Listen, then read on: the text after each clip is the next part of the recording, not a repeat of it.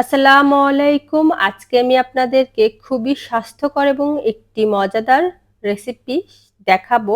অবশ্যই একটি না, এই একটি রেসিপি আমি ৩ রকমভাবে ৩ টি করেছিলাম। আর সেই স্বাস্থ্যকর মজাদার দই তরকারি আজকে আপনাদের সাথে শেয়ার করতে যাচ্ছি। তো আমি দইটাকে ১ম এ এরকম ভালো করে ফেটিয়ে নিয়েছি এবং কাঁচা পেঁয়াজ, কাঁচামরিচ এই দইয়ের মধ্যে দিয়ে মিশিয়ে নিয়েছি। এই দইটা ছিল একদম ফ্রেশ দই। ওইদিনই আমি এই দইটা বানিয়েছিলাম। এবং এখানে একটি কড়াইয়ে সয়াবিন তেল দিয়ে ১ম এ রসুন আর শুকনা মরিচ দিয়ে একটু জাল দিয়েছি এবং তার কিছুক্ষণ পরে দিয়েছি জিরা, সরিষা এবং তারপরে আমি চুলাটা বন্ধ করে দিব। যদি বেশি জাল হয় তাহলে কিন্তু এগুলো পুড়ে যাবে এবং এরকম করে নেড়ে-চেড়ে তারপরে আমি দইয়ের মধ্যে এটা দিয়ে দিব এবং তারপরে এটা খুব ভালো করে মিশিয়ে নিব। এই দইটা যেহেতু একদম ফ্রেশ দই ছিল এবং এটা এরকম নেড়ে-চেড়ে মেশানোর পরে একদম এই তেলটা এটার সাথে মিশে গিয়েছিল এবং খেতে এটা দুর্দান্ত লেগেছিল। তো এই যে খুব সহজে এরকম একটি খাবার স্বাস্থ্যকর আপনারা তৈরি করে নিতে পারেন। আর আমি ৩ দিন করেছিলাম, ৩ দিনই তেল দিয়েছিলাম। সয়াবিন তেল আপনারা চাইলে সরিষার তেল অথবা ঘি, বাটার এগুলোও দিতে পারেন। এগুলো দিলে এটা আরো বেশি স্বাস্থ্যকর এবং বেশি মজাদার লাগবে। এরকম দইয়ের সাথে শুকনা মরিচ ভাজা, কাঁচা পেঁয়াজ ভাত আসলেই দারুণ লাগে খেতে। তবে হ্যাঁ, আপনাদের যদি কাঁচা পেঁয়াজ খেতে অপছন্দ হয় তাহলে আপনারা আমার এই রেসিপিটি দেখতে পারেন।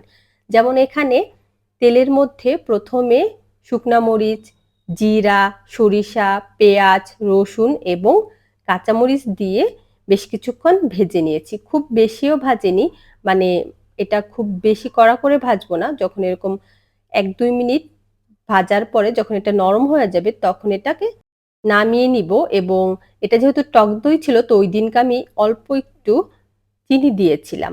তারপরে চুলাটা বন্ধ করে আমি দিয়ে দিয়েছিলাম এই দই এবং এই দইটা ছিল ফ্রিজের মধ্যে, মানে ডিপ ফ্রিজে। তো আমি ওইটা বের করে যখন বিট করে এরকম দিয়েছি তখন এটা কিছুটা পানি, পানি মনে হয়েছে। তো আমি মনে করছি যেহেতু এটা ডিপ ফ্রিজে ছিল এজন্য এটা এরকম একটু পাতলা, পাতলা হয়েছিল।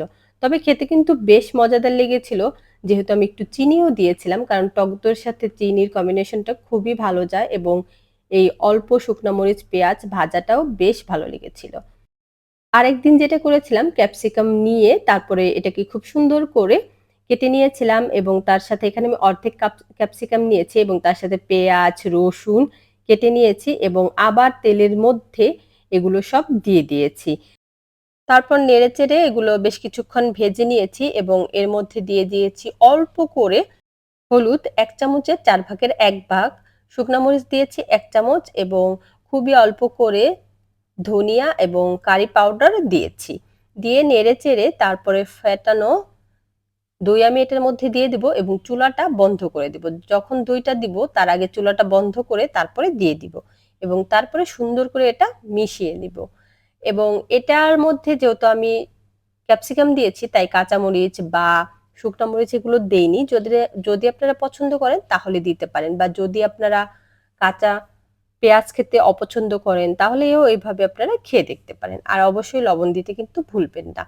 তো এরকম ৪ রকম ভাবে আমি ৪ দিন খেয়েছিলাম। আমার কাছে সবগুলোই বেশ ভালো লেগেছিল এবং আমি বলব যেটা যে ফার্স্ট এরটা আমার কাছে ওইটাও ওইটা একটু বেশি ভালো লেগেছিল। আর সেকেন্ড টাও ভালো লেগেছিল যেহেতু একটু চিনি দিয়েছিলাম। এটা যেহেতু টক দই তো একটু টক, টক লাগে। যাদের টক পছন্দ তারা এরকম চিনি না দিয়ে খাবেন। আর যাদের টক কম পছন্দ তারা অল্প একটু চিনি দিবেন। তো এই তো এটা ছিল আমার আরেক দিনকার খাবার। তো আপনাদের কাছে পুরো রেসিপিটি কেমন লেগেছে? আর কোনো প্রশ্ন থাকলে অবশ্যই করতে পারেন। নতুন কোনো রেসিপি নিয়ে আবার আরেকদিন আপনাদের কাছে চলে আসবো। আজকে এই পর্যন্তই, ভালো থাকবেন। আল্লাহ হাফেজ।